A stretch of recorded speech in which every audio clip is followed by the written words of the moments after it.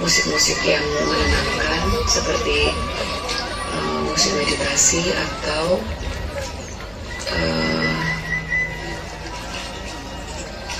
gerakan tarik nafas dan buang nafas dalam meditasi. Di luar itu, mandi dengan air hangat juga cukup membuat saya tenang dan damai.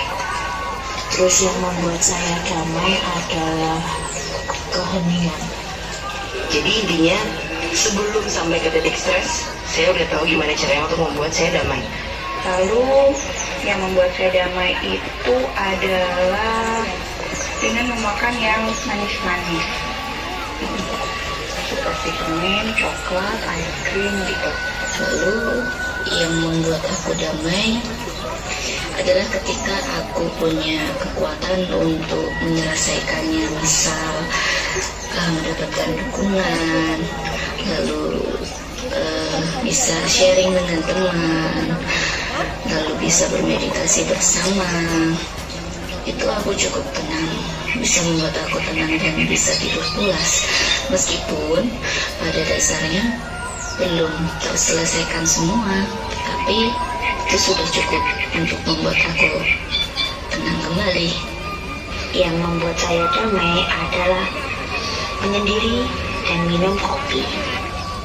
Dan yang membuat saya damai adalah tentunya seketika saya bisa merasakan cinta saya bisa menerima kekurangan semua orang sekitar saya dan semua melebur di dalam pasir balas.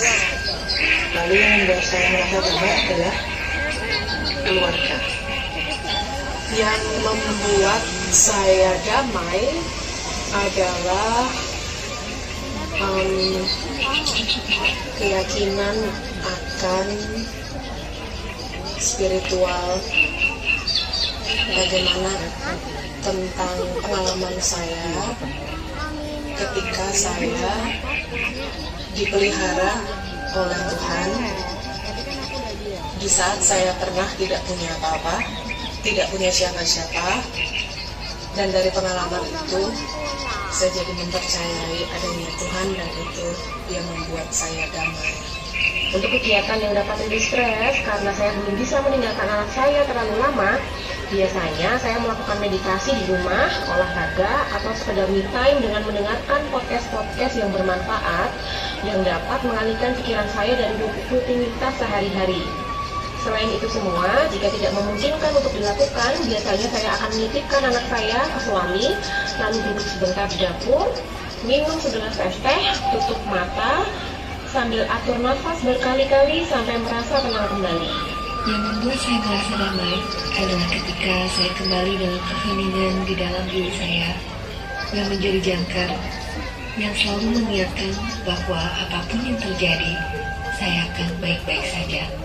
Dan hal yang membuat saya damai adalah ketika saya berada di ketenangan, ketika saya menyenangkan diri saya sendiri dalam perjalanan, dalam menikmati keindahan alam dan mendapatkan syukur atas hal-hal kecil yang membuat saya bertahan dalam hidup. Yang membuat saya damai itu adalah tempat alam, banyak alam di tempat yang bisa terjadi punya nama tempat sakral, candi atau gunung atau laut atau sungai, itu membuat saya